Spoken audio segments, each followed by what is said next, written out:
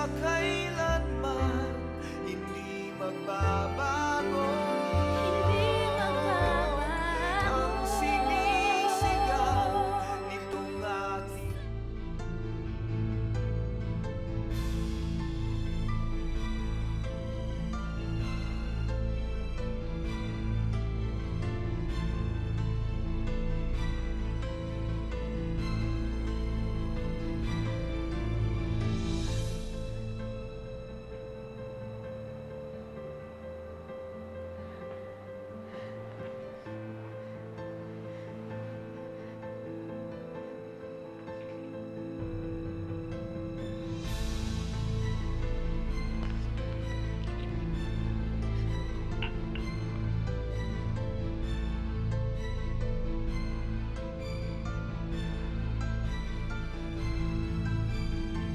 Para sa isang mag-asawa, masasabi lamang daw na kumpleto ang kanilang pamilya kapag sila ay nagkaroon na ng anak. Pero paano kung sa kabila ng mga ginawa na nilang mga paraan ay hindi pa rin sila nabibiyayaan ng isang supling? Dito pumapasok ang isang babae na kung tawagin ay baby maker. Kapalit ng kaunting halaga, pauupahan niya ang kanyang matres. At sa loob ng 9 na buwan, dadalhin sa kanyang sinapupunan ang isang sanggol na kailanmay hindi niya maituturing na sarili niyang anak.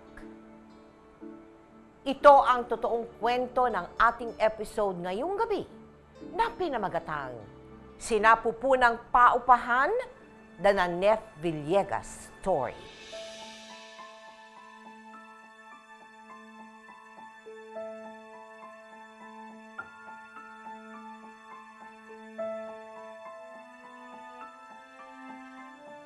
Nay, dito na si Ate Nanette, oh. Sensya ka na, naistorbo ka pa namin sa trabaho mo sa Maynila. Kumusta, Nanay? Nay, kamusta pakiramdam niyo? Nay, pasensya na hindi ko kayo nadalaw kagad sa ospital, ha?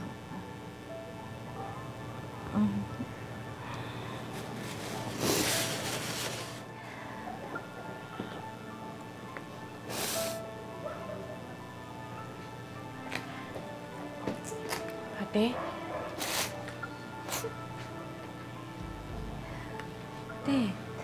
Biglaan naman kasi nangyari kay nanay. Parang hapon lang.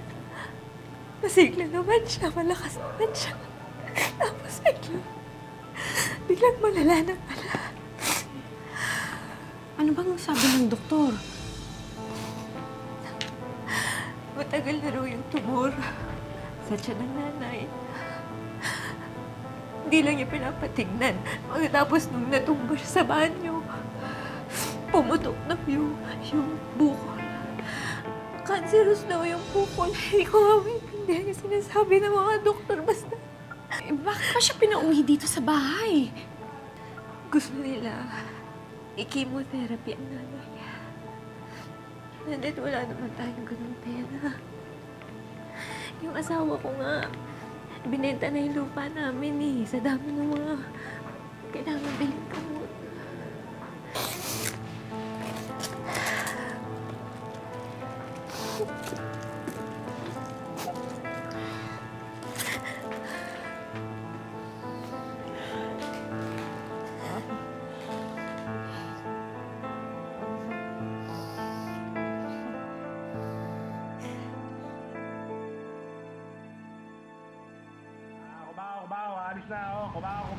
Mag-iingat ka palagi, ah. Walang mag-aalaga sa'yo doon, kaya alagaan mo sarili mo. Huwag ka magpupuyat. Ate, mahirap po ba yung trabaho niyo sa Maynila? Naku, hindi naman. Indera lang naman ako dun eh. Magbibenta ka lang, parang yung trabaho ni nanay sa palengke noon. Ah, parang ganun din naman pala. Pero, mas malaki yung tindahan niyo sa Manila. Oo, mas malaki ng konti.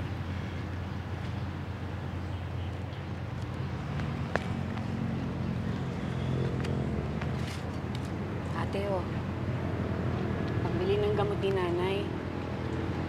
Maliit lang yan, pero pipilitin kong magpadala ng mas madalas. Maraming salamat, Nanit, ha? Pasensya ka na, nakaasa kaming lahat sa'yo ngayon. Buti na lang, malakas ang loob mo makipagsapalaran sa Maynila. Ingat, ha?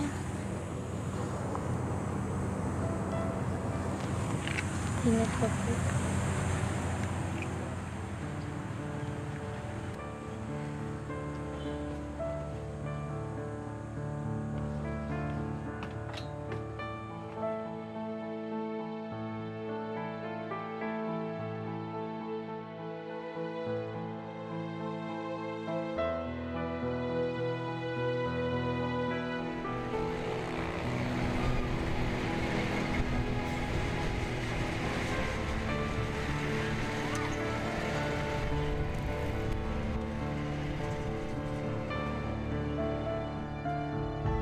Ang buong akala ng kanyang pamilya, isang sales lady sa Divisoria, si Nanette. Pero lingid sa kanilang kaalaman, isa siyang pick-up girl. Sumasama kahit kaninong lalaki Eto. na handang magbayad para sa kanyang oras at serbisyo. Sobra to ah. Kaya mo na.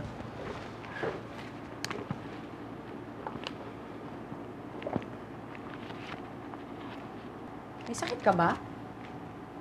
Kanina ka pa nakabusangot eh. Wala. Anong wala? Kilala kita. Nakasimangot ka tapos ang bilis mo pang matapos. Nag-away na naman ba kayo ng misis mo? Sa sobrang tagal mo na akong guest, talagang kilalang kilala mo na ako, no?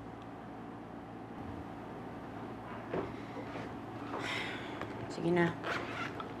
Ubusin na lang natin ang 2 oras.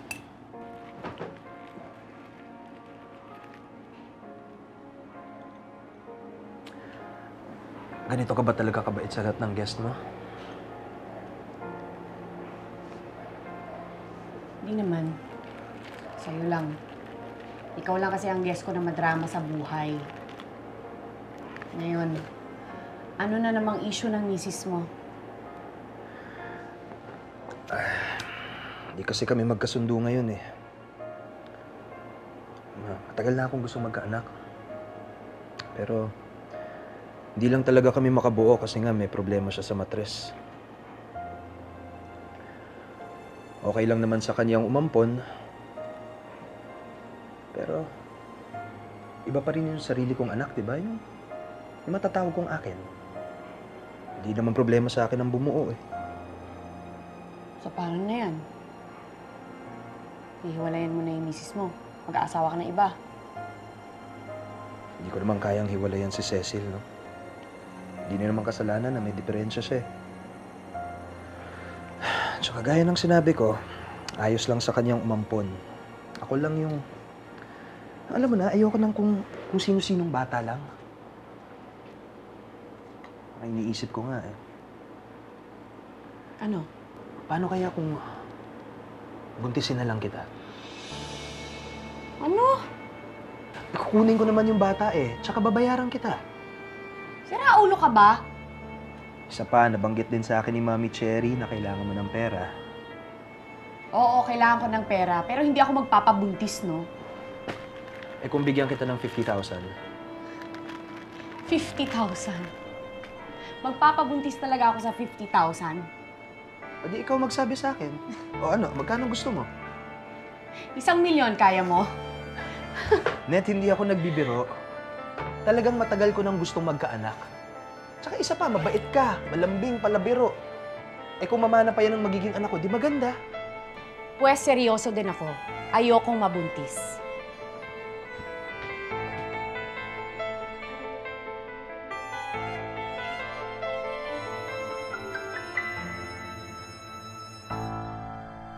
Vic! Ano bang gusto mo? Buong araw ka na nakahilata dito. May pagsain hindi mo wala nagawa. Wala kang bigas! Wala kang iniwang pera! Sumasagot-sagot ka pa? Mga dito? Ayok ka! Buntis ako! Yan siya mo na lang may dadahilan mo? Ha? Ikaw lang naman may gusto niyan, di ba?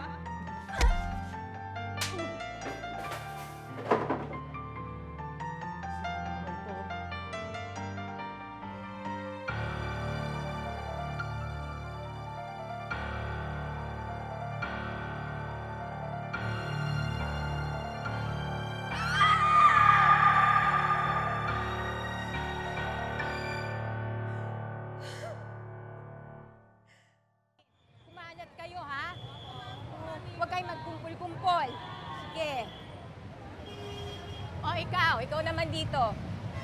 Ikaw, Net, naku, alam ko na pangakuan lang ako ni Rudy, pero ikaw na rin nagsabi sa akin na kailangan mo ng pera para sa nanay mo.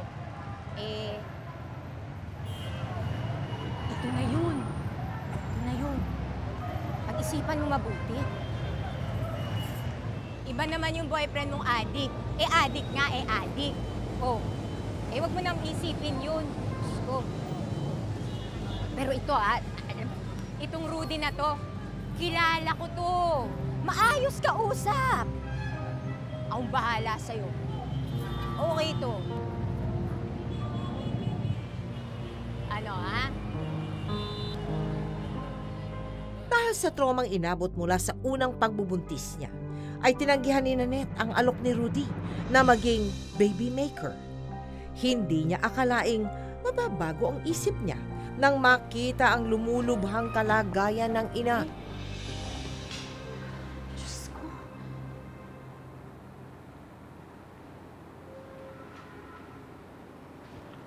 Ano mo yun?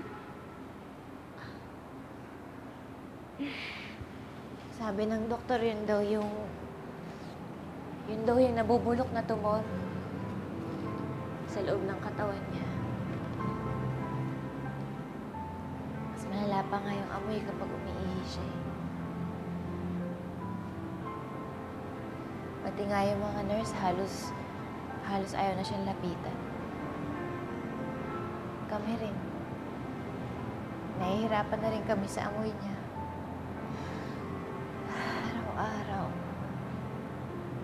Palala ng palala ang kalagayan niya. Palaki rin ang palaki yung gastos.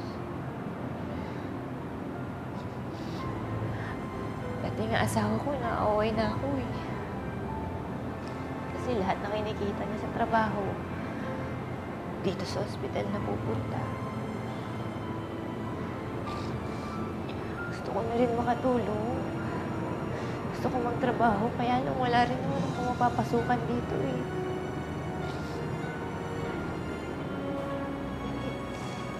Ikaw na lang talaga ang pag-asa namin.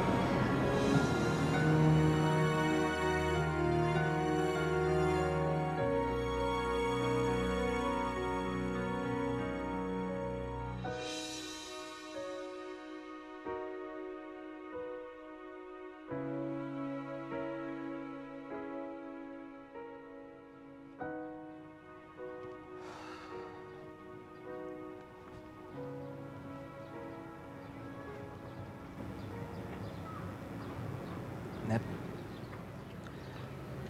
tumawag sa akin si Mami Cherry.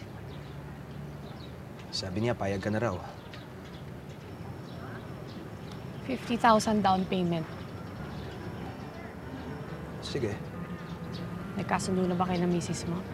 wala nang problema yon. Kausap na kami. Sagot mo lahat ng gamot. At saka gasto sa ospital. Pati na pagpapacheck up. Siyempre naman. Habang buntis ako, dapat may allowance. 10,000 kada buwan hanggang sa mga anak ko. Okay. Pero meron din akong hihinging kondisyon sa'yo. Ano? Mula ngayon, wala ka nang tatanggapin iba pang guest. Basta ba sisiguraduhin mo yung allowance ko? Mula noon, lalong dumalas ang pagkikita ni na Rudy at Nanette para sila ay makabuo agad ng isang sanggo. Ay, ano. Patawag ng tawag si Cecil. Nahanap na ako. Hindi ba niya alam na magkasama tayo? Hindi eh. Akala ko ba alam niya tong plano mo? Hindi pa namin napapag-usapan. Tinanong kita dati, sabi mo payag na ang misis mo. Ano bang kinainit ang ulo mo? Mapapapayag ko naman yun eh, basta maipaliwanag ko na. Papayag din si Cecil. Gago ka rin pala eh. Babae din ako. Alam kong hindi madaling matatanggap ng misis mo to. Sabi mo sa akin, kapag ayos na kayong dalawa. Ano bang problema mo? Pwede ba huwag ka na masyadong mag-alala? Tigilan mo nga ako. Niloko mo ako, Rudy. Ang pinaka-ayoko sa lahat, yung niloloko ako. Wala na ako ibang ginawa kundi makipaglokohan dito sa ibang guest ko. Akala ko pa naman iba ka.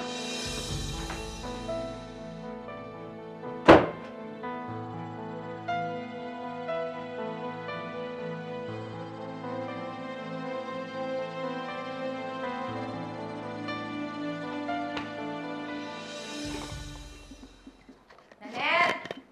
Oh! Tinawagan ako ni Rudy. Hindi mo daw siya tinetext back. Ay, nagagalit sa akin. Bakit mo kasi pinapakilaman pa yung issue nila mag-asawa? Paano kung mabuntis ako? Tapos hindi pala sila magkasundo. Iwan nila ako sa ere. Hindi mangyayari yun. Ako, kakausapin ko siya. Siya nga. Kain muna tayo at tumigala ako. Gutom na nga ako eh. Oo, ang bango. O yan. Tikman mo to. Naku. Sarap. Tikman mo.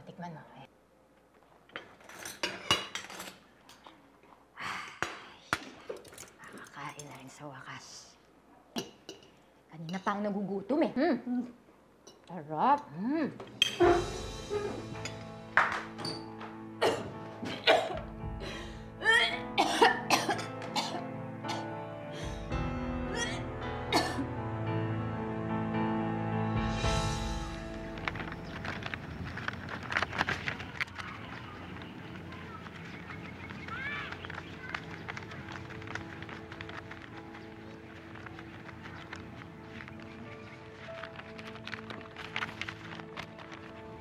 Kausap mo na ba misis mo? Hindi pa eh. Out of town siya ngayon, may inaasikasong business sa Cebu. Pero pagbalik niya, mag-uusap na kami.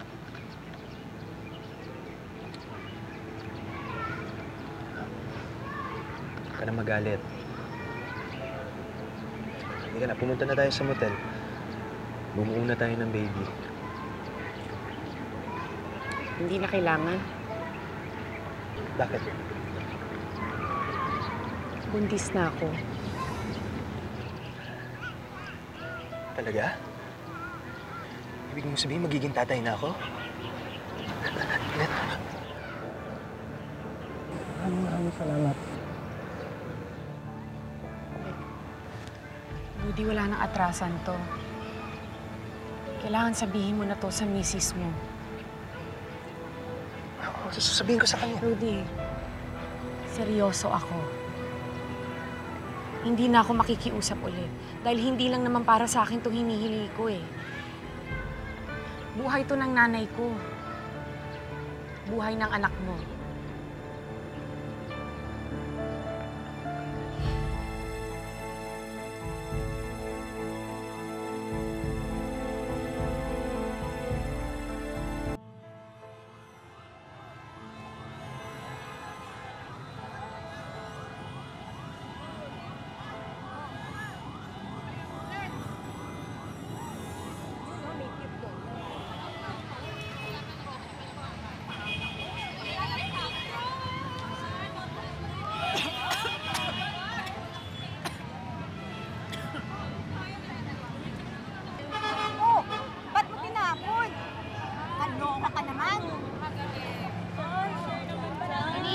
Bata, Mami.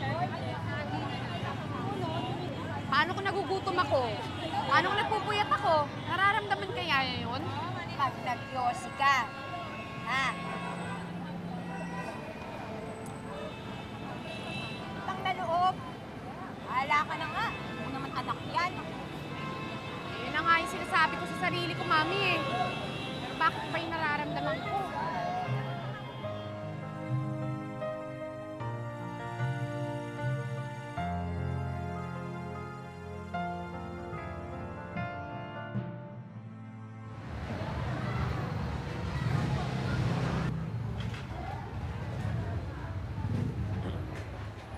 Net, ito. Hindi ka. Tiyan mo to. Ginagawa natin dito. Gusto ko lang sana pakita sa'yo to. Ito yung napili kong crib para kay baby. Anak, ito magiging crib mo ha. Sana magustuhan mo. Ganda naman, no? Mukhang matibay naman siya. Oo, maganda naman. Pero bakit mo pa ako sinama dito? Eh, syempre, gusto ko lang naman makita mo. Eh, hindi naman magiging posible lahat to kung hindi dahil sa tulong mo eh. Net, hindi ko lang masabi sa'yo, pero talagang sobra-sobra mo akong napasaya. Maraming salamat talaga. Sabi mo na ba sa misis mo? Hindi pa. Bumubuelo pa ako sa kanya. Hanggang ngayon? Rudy, lumalaki na yung tiyan ko. Araw-araw nagsusuka ako. Araw-araw masama ang pakiramdam ko. Sana pwede ko ring sabihin na bumubuelo pa ako. Umiinit naman ang ulo mo eh. Eh, paano hindi iinit ang ulo ko? Tatay ka na, anak mo to. Aayusin ko naman eh. Bigyan mo lang ako ng konting oras para makausap si Cecil. Natatakot lang ako sa sasabihin niya eh. Hindi mo rin kasi alam kung paano siya magalit. Eh ako sa tingin mo, hindi ako natatakot? Natatakot din ako, Rudy. Pakiramdam ko, hindi ko alam tong pinasok ko. May batang nabubuo sa loob ko. Alam mo ba kung anong pakiramdam nun? Ang dali sa'yo ngumiti-ngiti, palibhasa, tagabayad ka lang eh. Wala kang kailangan bitbitin. Habang lumalaki ang tiyan ni Nanette, hindi niya inasahan na kasabay ng kanyang pagbubuntis. Sari-saring emosyon ang hihipo sa kanyang pagkatao. Unti-unti niyang mararamdaman ang pagiging isang ina.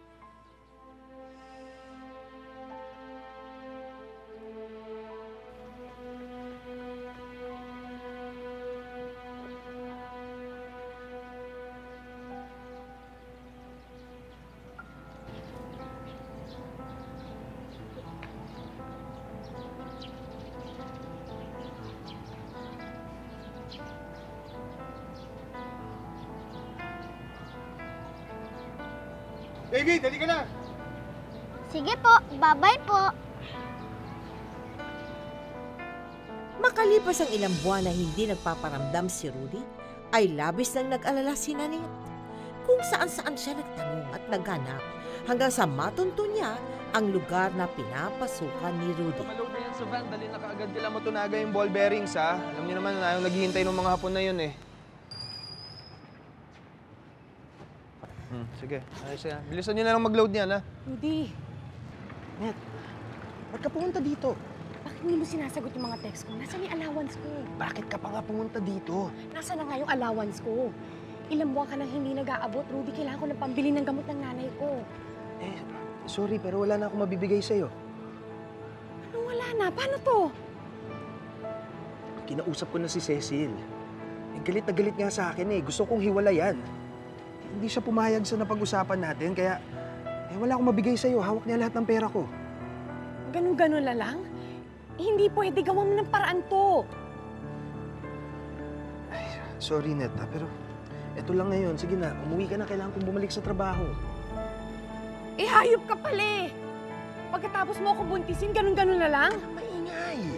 Rudy, hindi mo pwede gawin sa akin to. Kailangan ng nanay ko ng gamot. Tulungan mo ako. Sige na, sige. Gagawan ko ng paraan yan. Okay? Pero maghintay ka lang ng konti. Bibigyan rin kita.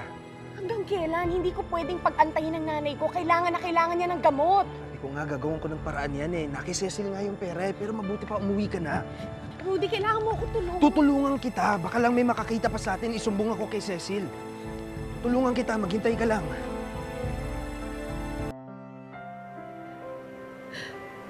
Lord, hindi po ako malinis na tao. Alam ko pong wala akong karapatang humiling sa inyo.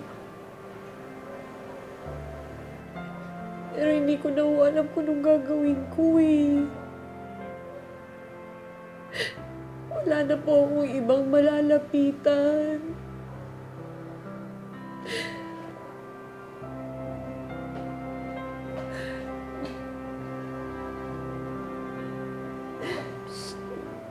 Net.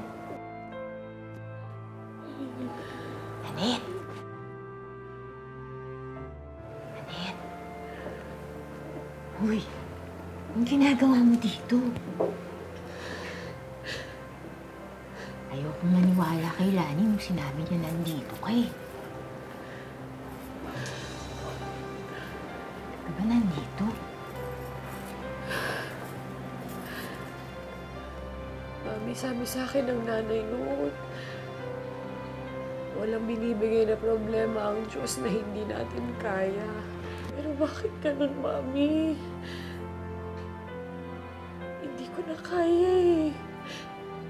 Hindi ko na alam kung anong gagawin ko. Net. Tara na.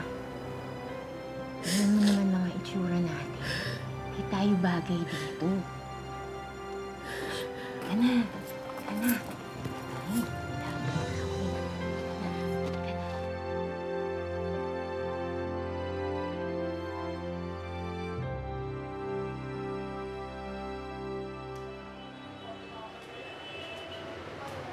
Net, sorry ha.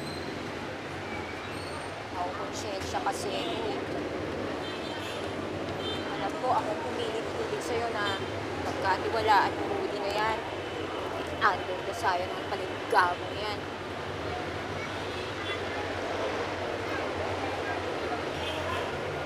Ba't di kaya? Ipalaglag mo na lang yan. Oo, palaglag mo na lang yan. Eh, total wala naman tayong ipapakain siya. Anong gagawin natin? Magugutom lang yung batang yan dito. Nung nalaglag yung unang pinagbubuntis ko, ramdam ko kalahati ng kaluluwa ko namatay eh. Ayoko, Mami. Hindi ko kaya. Ayoko. Hindi ko kaya, Mami. Araw-araw tayo nagpapagamit sa kung sino-sinong lalaki. Ginusto ba natin to, ha? Ako ayoko. Ewan ko ikaw. Pero wala akong magawa. Ikaw, may choice ka ba, ha? Ako, tantanan mo na yan. Hindi mo naman talaga anak yan. Hindi sa'yo ang batang yan.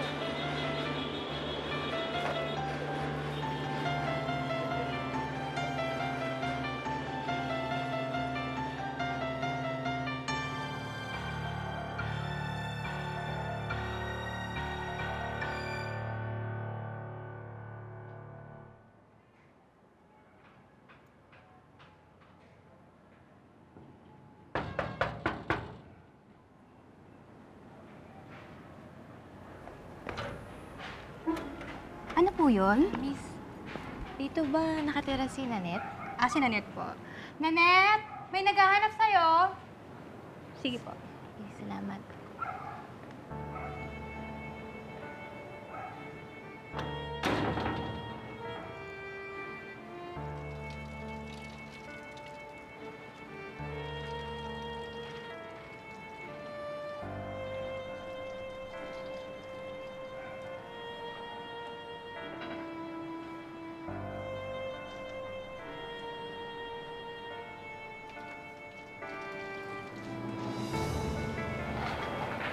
Nanette? Ate? Anong ginagawa mo dito? Buntis ka? Nag-asawa ka na? Nanette? Ate mo ko. Siyempre, nararamdaman ko pag minililihim ka sa amin. Nag-aalala ako sa'yo, kaya ako pumunta dito. Ba't hindi mo sinabi sa amin na nag-asawa ka na? Hindi naman kami magagalit eh. Ate, hindi. Wala akong asawa. Ano ibig mo sabihin? Nagpabuntis lang ako para sa pera. Ano? At hindi ako sales lady sa Divisoria. Pick-up girl lang ako. Nung nagkasakit ang nanay, nagpabuntis ako sa guest ko para meron akong mapadala sa inyo. Ate, patawarin mo ko. Dahil sa amin, kaya ka nagkaganito. Nanette, hindi ko mapapatawad ang sarili ko. Umuwi na lang tayo ng Antique. Kahit ikaw ang buhay natin dun, maayos naman eh. Paano ang nanay? Saan tayo kukuha ng panggamot niya? Nanette,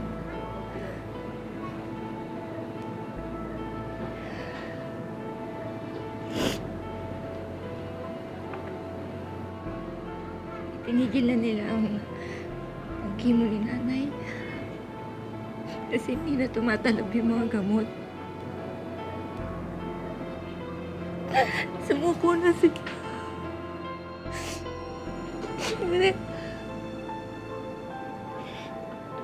May taning na ang nanay. Ate, hindi. Hindi sila pwede sumuko. Kailangan nilang gumawa ng paraan. Sumuko na sila. Hindi, ate. Ginawa ko lahat eh. Binenta ko yung katawan ko. Nagpabuntis ako, ate. Hindi pwede. Wala nang saysay yun. Wala na, ate. Hindi. Kailangan nilang gumawa ng paraan, ate.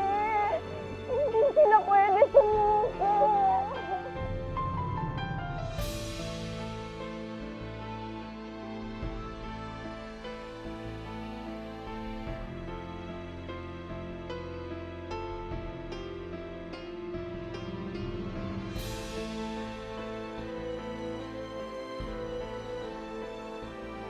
Sa kagustuhang wakasan ang nagpatong-patong niyang problema, naisip ni Nanette na tapusin na ang pagbubuntis niya.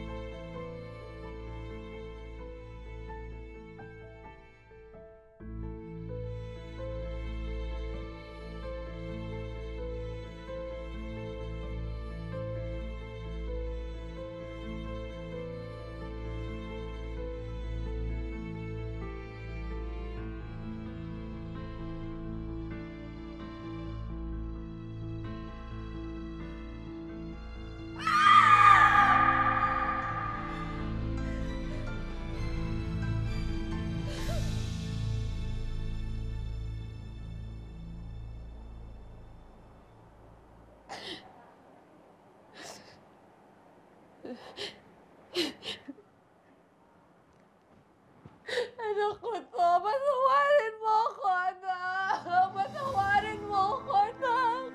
Hindi ko kaya, anak. Hindi ko kaya. Ano nangyayari sa'yo? Mami, hindi ko kaya, Mami. Hindi ko kaya, Mami. Hindi ko ginusto to, pero anak ko to, anak ko to. Anak ko to. Patawarin mo ko, anak. Patawarin mo ko, anak. Matapos magdesisyong ituloy ang pagbubuntis niya, ay sunod namang pinaghandaan ni Nanette ang panganganak niya. Nagsimula siyang magtinda-tinda upang kumita ng kahit kaunting pera.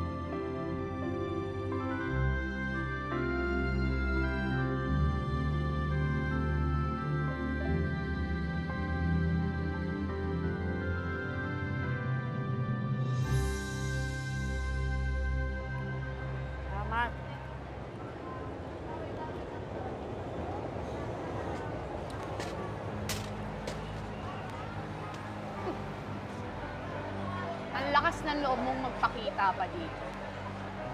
Tropa ko lahat ng tambay dito. Gusto mo pabanatang kita? Ayoko ng gulo, Net. Gusto ka lang sana namin makausap. Asawa ko, si Cecil. Nakapag-usap na kami. Hindi na aalis si Cecil, pero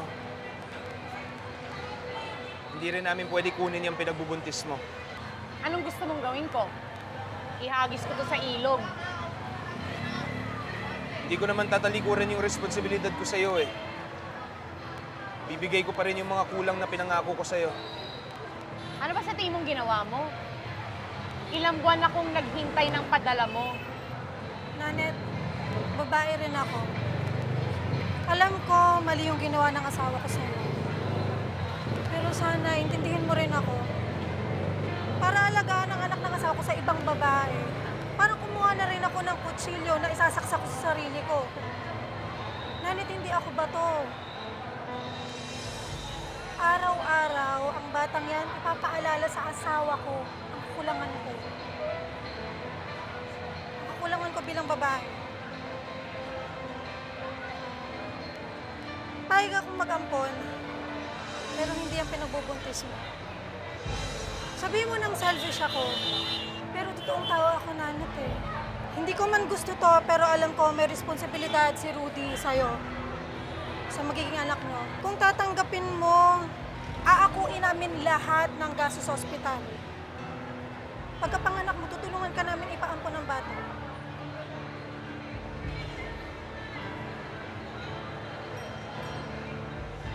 Bibigay ko sa'yo lahat ng nagkasunduan natin, pera, Net.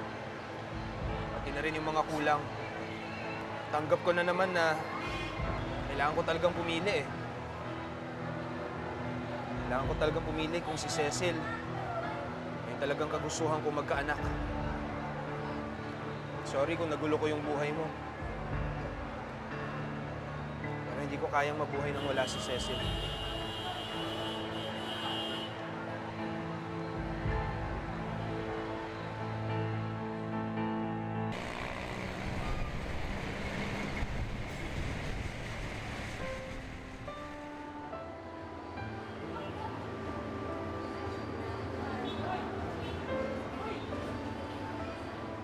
Nanet, lahat sila.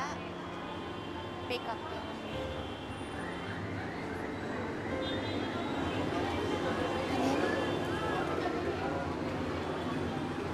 Patawarin mo ako. Nasira ko buhay mo.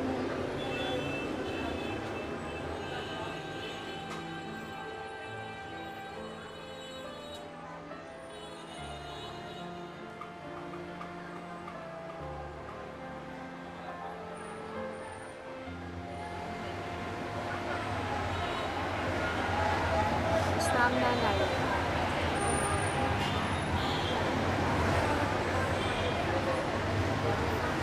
Nakuma na ang nanay.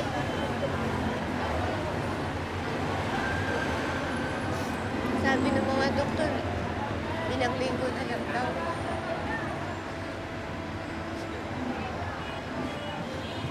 Nanay, ayaw mo bang umuwi sa amin? Para makita si nanay.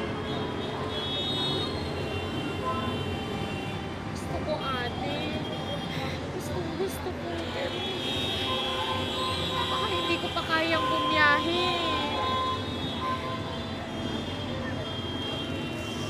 Masakit isipin na baka hindi ko na makita si nanay. Pero baka hindi ko kayanin eh. Kailangan ko isipin tong batang to.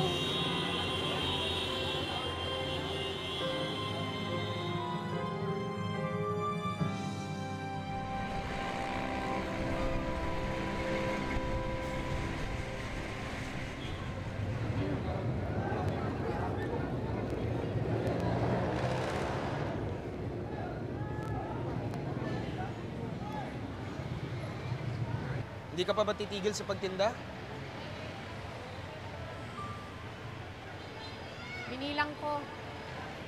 May ilang linggo pa ako bago ako manganak. Pero huwag kang mag-alala, ite-text kita kung wala ka dito. Panggastos mo. Pasensya na, natagalan ng konti, ha? Salamat. Hindi mo naman kailangan pumunta dito eh. Sana, pinadala mo na lang. Baka maging issue pa to sa misis mo.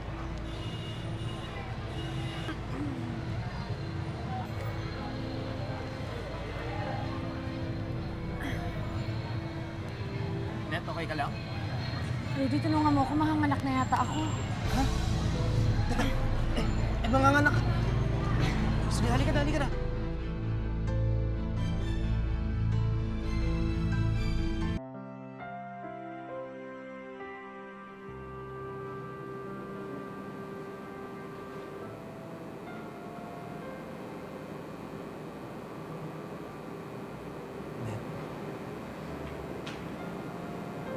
Net, lalaki siya.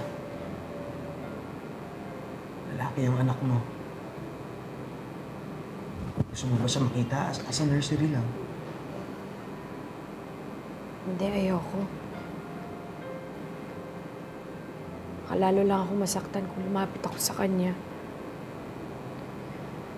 Gusto ko nang matapos to. Kung okay lang, Rudy, kukunin ko na yung pera. Sabi mo naman, ibibigay mo yung napagkasunduan nating presyo, di ba? Gusto ko na umalis dito.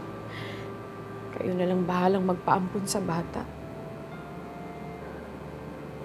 Yun nga yung dahilan eh. Gusto sana kitang makausap. Pero ayoko na sana ipaampun yung bata.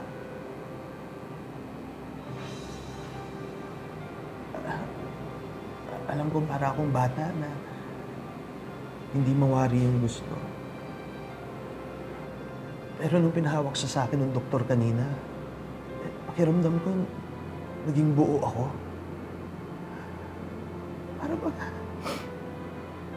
Para bang puputok yung puso ko sa sobrang tuwa. Ang tagal kong hinintay ito. Ang tagal kong pinagdasal. At ngayon na nandito na, hindi ko alam kung paano ko bibitawan. Hindi ko siya kayang ipamigay.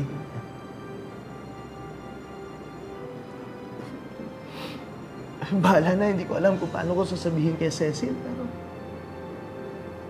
anak ko yan eh, hindi ko mapapamigay.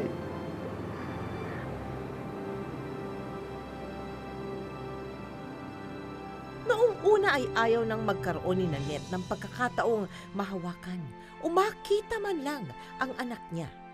Pero matapos makita ang sayang na idulot ng sanggol kay Rudy, nagbago ang isip ni Nanette. Pinili ni Nanette na wag nang hawakan ang anak niya. Pero kahit mula sa malayo, ramdam na ramdam niya ang pintig ng puso ng isang ina.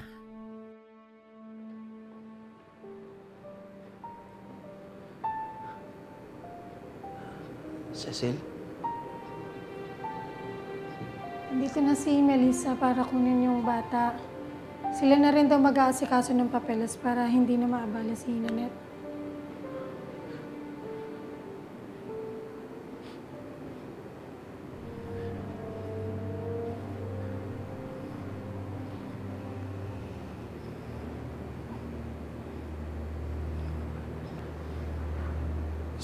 Cecil, sorry, pero anak ko to eh. Hindi ko siya kayang ipaampon. Rudy, anong sinasabi mo na pag-usapan na natin to? Alam ko pumayag na ako, pero hindi ko naman akalain na ganito mararamdaman ko eh. Napag-usapan na natin to, Rudy. Kukunin na ni Melissa ang bata. Cecil, sandali. Alam ko wala akong karapatang maging ina. Dahil wala naman ako kakayahang buhayin ng batang yan eh. Pero hindi ko mapigilan yung sarili ko. Cecil, anak ko siya. Ayoko siyang mabulok sa bahay ampunan. Gusto ko siyang makapag-aral. Gusto ko siyang magkapamilya. Gusto ko siyang magkaroon ng buhay na mas maayos sa buhay ko. Pero hindi ko naman siya mabibigyan nun eh. Cecil, ikaw ang kailangan ng batang yan. Kayo ni Rudy. Hindi ako madalinong tao, pero alam ko mabuti kang tao. Alam ko mabuti kang asawa. At sigurado kong magiging mabuti kang ina.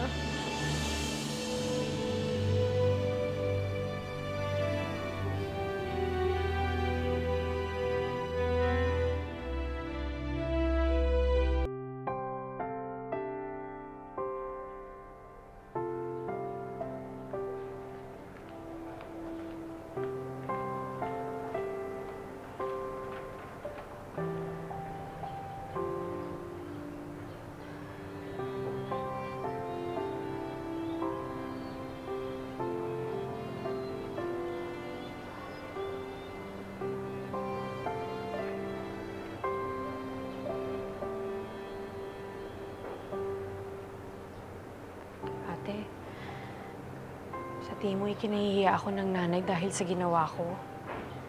Huwag mo isipin yun. Mahal ka ng nanay.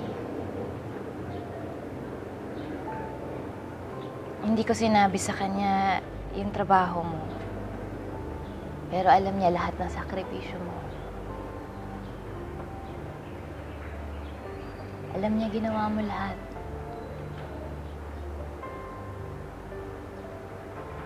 Alam niya at alam ng Diyos na mabuti kang anak.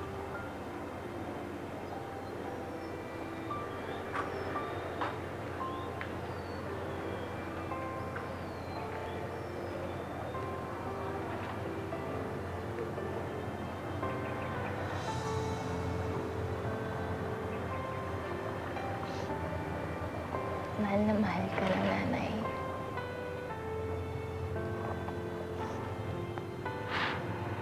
Mahal ka namin. Kahit ano pang ginawa mo.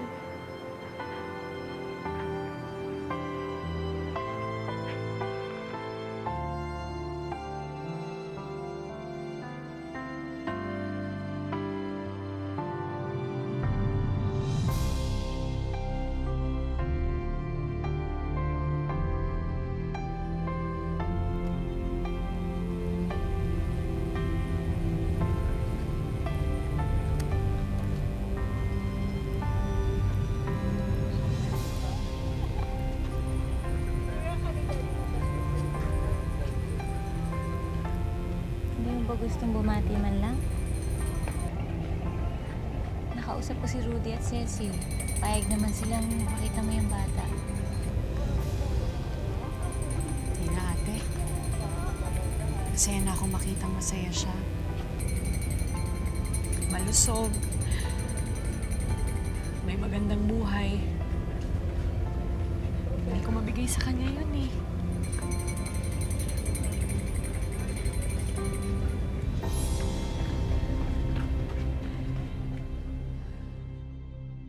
Kamusta ka na ngayon, Nanette? Anong trabaho mo? Nag-extra po ako minsan sa kantin po.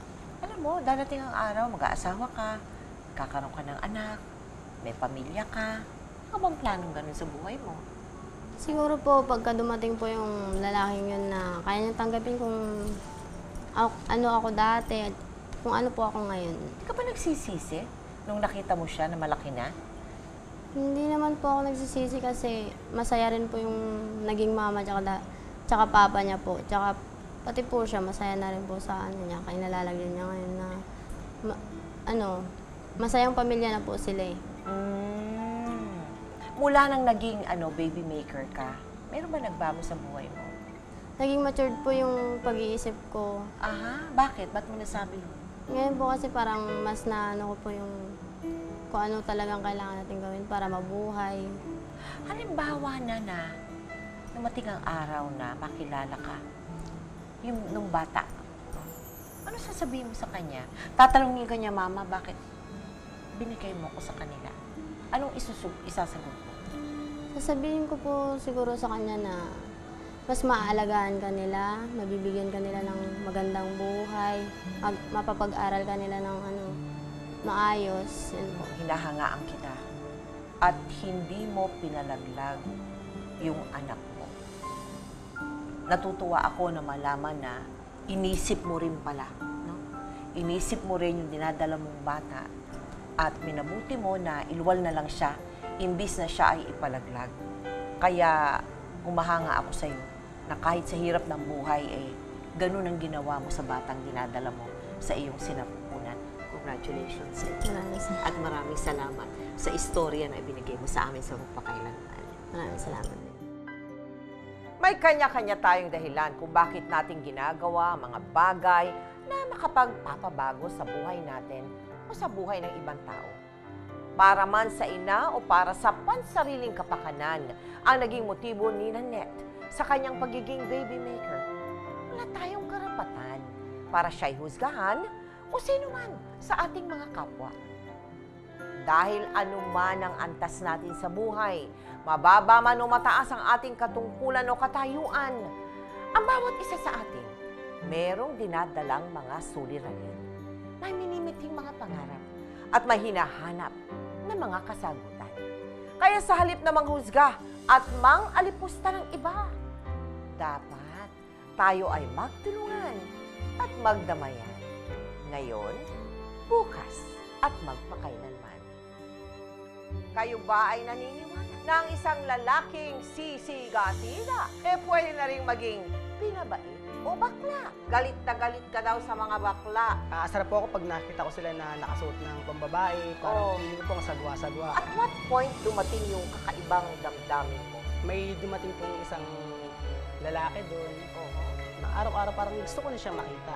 Tunghayan po ang isang napaka-interesting episode na pinamagatang Siga Noon, Becky Ngayon, na Christopher Aguinaldo Story.